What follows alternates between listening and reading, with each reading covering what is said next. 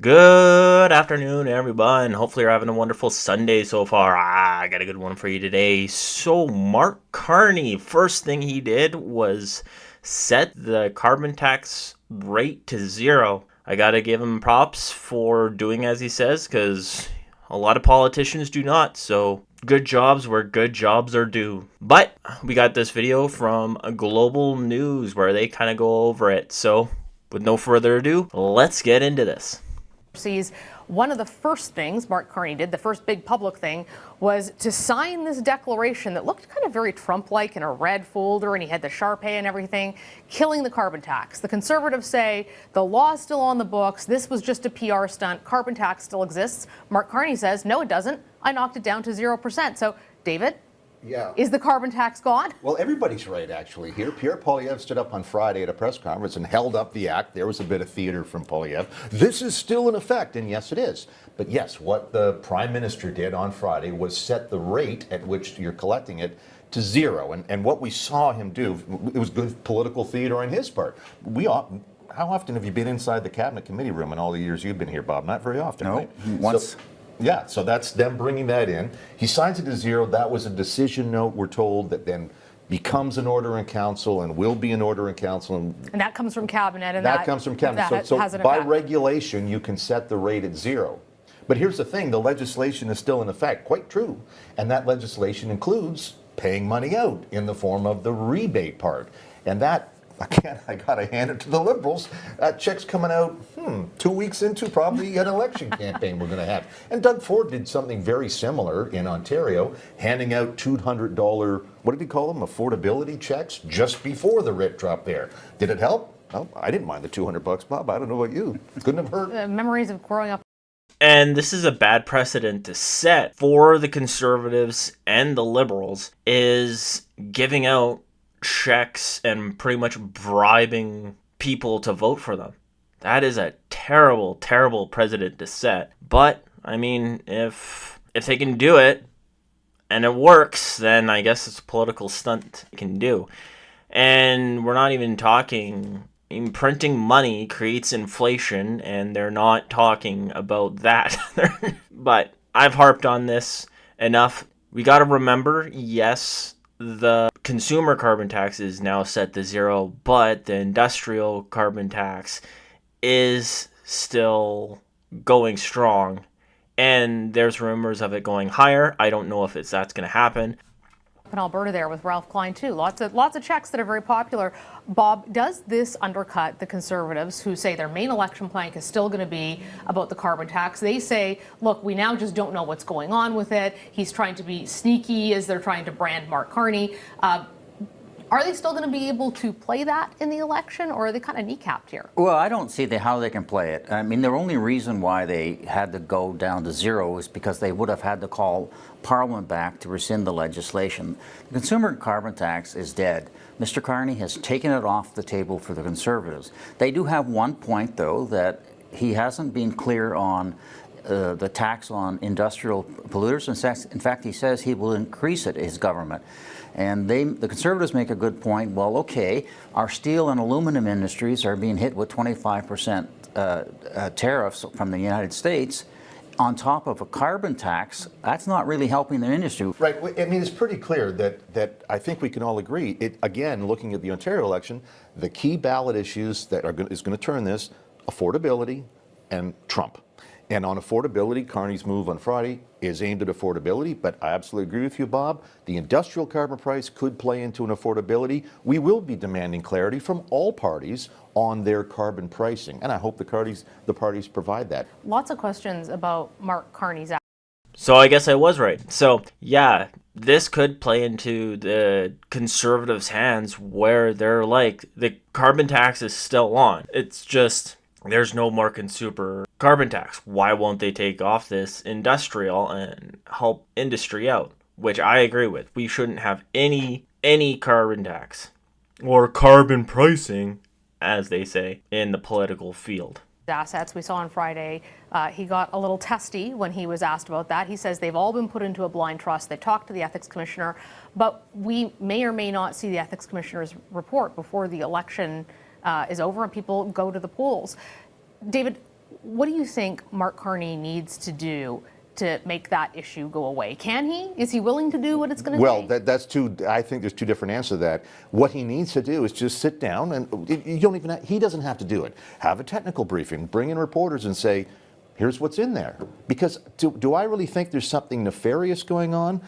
Carney, I mean, whatever you might think of him, does have a long record of public service. So, are we going to find something out in there that he's trying to feather his nest? I doubt it. But make the issue go away. He's got some smart people advising him. Surely you know that on a campaign, you're going to get asked about this probably every day. You want to make it go away. Now, does he want to do that? No. He doesn't want to talk about Well, what that. he doesn't tell us is how much he's worth. Yeah. I mean, that's really the question here. Are you worth 10 million, 20 million, 50 million dollars? We have no idea. Who is the person who's running the blind trust? Is it your brother? Is it, I mean, if you're having an independent person who's supposed to take care of the blind trust, that person should be independent and far removed from Mr. Carney's assets. We don't know who that is. Is he requiring to sell all the stocks, which apparently you're supposed to, but has he sold all the stocks and his investments in anything that may put him in a conflict with the government? Those are things that he needs to answer to Canadians, and he doesn't want to answer those questions. And you said he was a little testy. He does not like tough questions from journalists. He's used to a more compliant financial press when he was a central banker, and they're very much respectful of him. Well, we're political reporters. We have an obligation to ask the tough questions, and that's something we're going to have to watch for during the campaign. Is when he gets angry or annoyed or arrogant at journalists for pressing him on issues that he doesn't want to answer. Well, and doesn't that kind of risk putting him into the Pierre Paul? And unfortunately, Justin Trudeau kind of ruined that for all politicians. I think before, Canadians didn't really care how much you were worth when you started out. It wasn't really a thing. It's like, okay, if you're rich, well, of course, rich people are going to go into politics because there's sort of especially if you're leader, because you have to pay like $35,000 as an entrance fee to get to leader. At least that's around, I think, what the Conservatives do or something like that. But anyways, this wasn't even a conversation before Justin Trudeau, but with all of the ethics scandals and everything that happened under Justin Trudeau, SNC-Lavalin, let's just say, he ruined that for every politician. Now, we need to know how much you're worth at the beginning, so when your term ends, or when you stop being prime minister, the public can know. Or even not even when you stop being prime minister, maybe in the middle of your term or something like that, we can look how much you're worth. And if it grew exponentially, well, the ethics commissioner can come in and see, why is your net worth growing at such an exponential rate when you're not getting paid as much, right? And this guy definitely has a massive, massive point. And I'm glad the two visitors they have on here, or speakers, I guess, are speaking on a lot of these important topics, like who's controlling this blind trust. Not even his brother, like not even a friend should be controlling this. And because it's Mark Carney and he's been in the financial field for his whole life and a banker, I mean, there's so many people he could have handed his blind trust off to that he knew from, I don't know, his college days, that choosing somebody who has no ties to him is going to be hard and rough. But this is why we need to know this info. Camp, who people say they get uncomfortable with sometimes his tone. I mean, obviously they're very different personalities, but I'm wondering how you see that potentially playing out for Mark Carney on the campaign trail. Well, I'm curious myself, because after the French debate, he was asked a tough question about Brookfield, whether he was there involved when Brookfield Asset Management moved to its headquarters in New York. So you got your facts wrong, buddy, basically is what he said. Well, no, reporter had it right. And then he had to backtrack and say, well, I was imprecise in my language. I was there when we moved the headquarters, but it's no big deal. It was to take advantage of New York stock indices. But we've seen this constantly with him, is that he's not used to being asked tough questions because he's been a central banker and everybody looks up to it. Well, now you're in the political trenches. I mean, Mr. Poilievre gets tough questions too, and he will fight back at journalists, and he has. But you know, that's the nature of the game. And I come back to those tough questions that Carney is getting. They're completely predictable. Any half-decent communications advisor will say, "Well, Mr. Carney, here's what. Let me look at the front pages of the Globe and Mail and what was on Global News last night." And you're going to get asked about this, and he has and he has no answer. He has no good answer other than to be chippy about it. And I don't think that. I think there's a lot of upside to Carney. People are still getting to know who he is. Canadians are, and do they want the Conservatives to introduce Carney to Canadians, or does he want to do it himself, looking reasonable, I understand your concerns about conflict of interest, and I want to assure you, and here's when I first phoned around, and I'm sure you were too, Bob, first phoning around to the rebels in the fall, the Liberal rebels, many of them said to me, I would love Carney, but there's no way because he will not want to do the financial striptease that he's going to be required to do. And they were absolutely right. He doesn't want to do that. And I said this in my previous video, but Mark Carney, it seems like he's stuck in this, I'm the CEO, I'm the owner of a business, you should follow me, you're all my employees, sort of thing, where he believes he doesn't have to tell the truth, everybody should just believe him. People aren't going to dig into his background because people should just believe him. And yes, he treats the press like they're his employees. He treats, I think, Canadians like they should follow him and not question about who this guy is. But that's just, I think he came into politics too quick and he doesn't know how to handle all of these things. He's just not an honest guy. I mean, all politicians are dishonest. But when you can't even answer simple questions with honesty, that screams red flags. Because if you can't do simple things honestly, what about the big things? What about the big questions? What happens when a scandal comes on? Then things are going to get bad.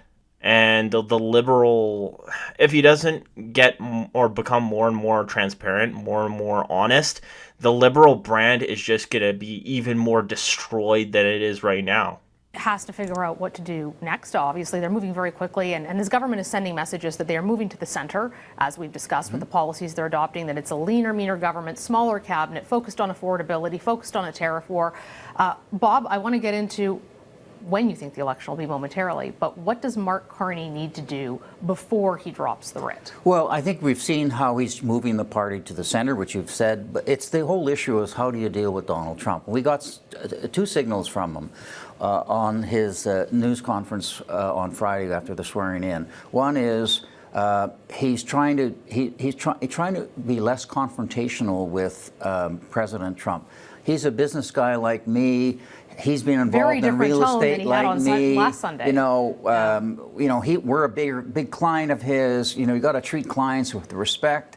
I don't want to meet him right now. Of course, I don't blame him. Who wants to go to the Oval Office and have this big towering guy, which Trump is, possibly making fun of him or trying to bully him, but he is sending a different message. And the second thing he sent by appointing Philippe Champagne, Francois Philippe Champagne as finance minister, is also sending a really important message to the business community, which had been very unhappy with this government and their spending. And I mean, every solution was a spending thing.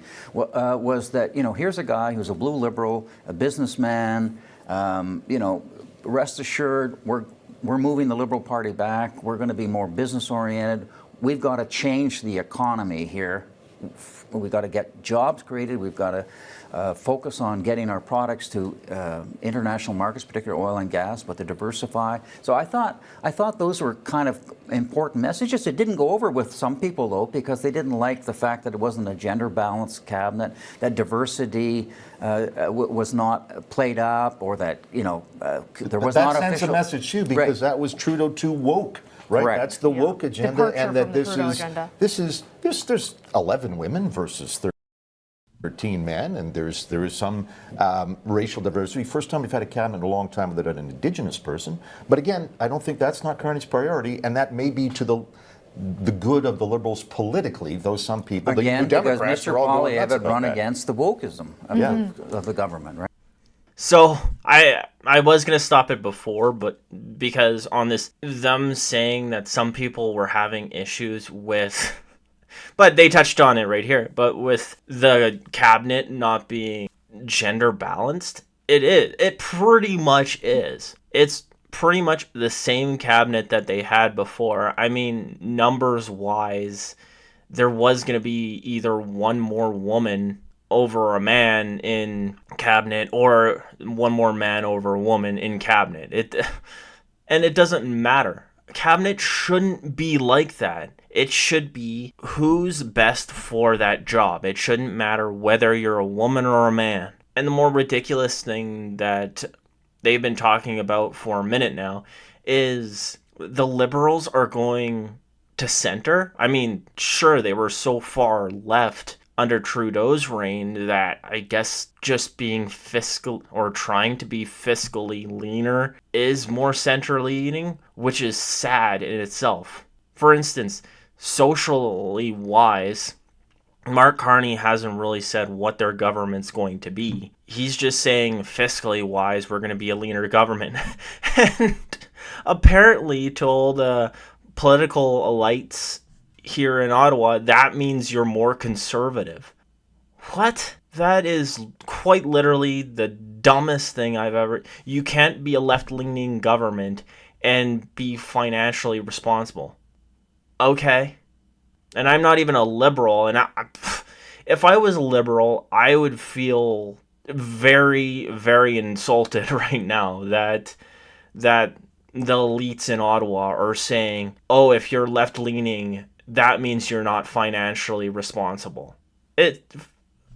Ridiculous. Right. Undercutting that conservative platform. We just have about a minute left, but I want to get both of your takes on this. A week from now, are we going to be seeing the writ drop? When's the election campaign? I think it'll be next Sunday, and David's already packed, I'm told, and you are probably as well. The go bag is ready? Yeah, I think next Sunday. He could call it Saturday, but he's definitely not bringing the House back on the day after Sunday, March the 24th. My election date, if you do the math, we're not going to have one April 21st because that's Monday, Easter Monday. Yeah. I think April 28th is our And it is E-Day. going to be a horse race. The polls have them in a dead heat. Mm-hmm. Yeah, something's up for it'll grabs. be an And you wouldn't have said interesting that one. 6 months ago. Even 6 weeks ago, very different. Well, thank you both so much for your insights, and I'm sure we'll be talking all things election very soon, which political nerds like us love. Thank you. Thanks. Yeah, thanks for saying. I don't think it's going to be a horse race. To be completely honest, I think the more and more Mark Carney answers questions... Here, actually, I'm going to turn this up like a little bit. The more and more Mark Carney answers questions and the more he speaks with the press, if he even speaks to the press, because right now, when the press tries to get to him outside of interviews, he just says, I'm not talking about that. Or when the press asks him questions that have nothing to do with what the topic is, he's just like, I'm not speaking on that.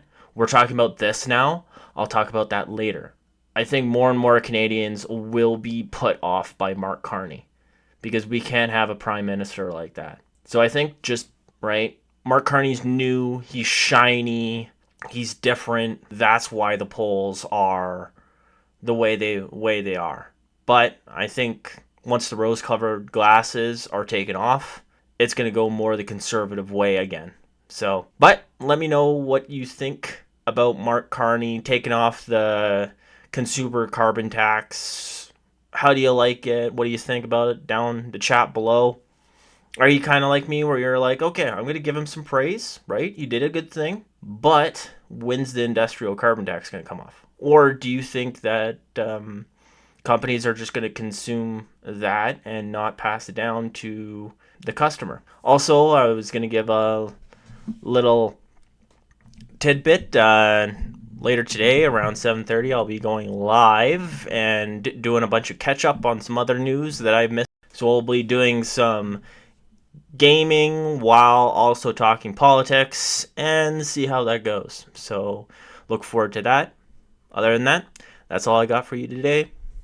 Have a good one.